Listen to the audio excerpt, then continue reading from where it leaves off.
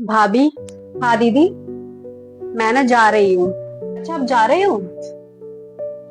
भाभी, मुझे आपसे ना कुछ बात कहनी थी। हाँ कहो दीदी। देखो, आप सारा दिन अपने कमरे में बैठे रहते हो। मम्मी पूरा दिन अपने कमरे में अकेले बैठी रहती है, तो ऐसे अच्छा थोड़ी लगता है। आप थोड़ी देर मम्मी के साथ बैठ जाया करो, उनको भी अच्छा लगेगा। ठीक है दीदी, मैं बैठ जाया करूंगी उनके पास। देखो, मेरी तो शादी हो गई है, तो अब आपको ही देखना है सारी उम्र। मैं ध्यान रखूंगी।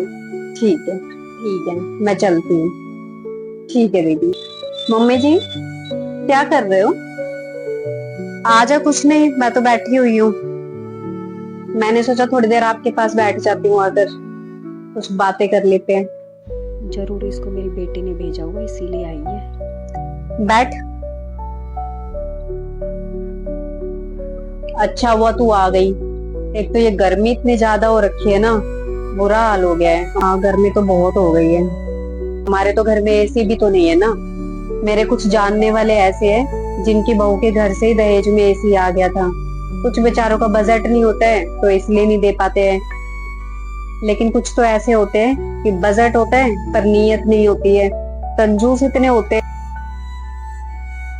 और तुझे पता है, वो जो पड़ोस वाली जो नई बहू आई है, इतनी अच्छी है। अपनी सास की खूब सेवा करती है, घर का सारा काम कर लेती है। मम्मी जी, मैं चलती हूँ, मुझे ऑफिस का काम करना है।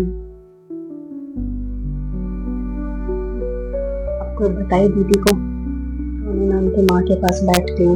जब बैठ रहे हो, जब भी मेरे मायके वाले के बारे में कुछ ना कुछ बोलने लगती है। एक अपनी बहू के अलावा पड़ोसी की सारी बहू अच्छी लगती है उनको।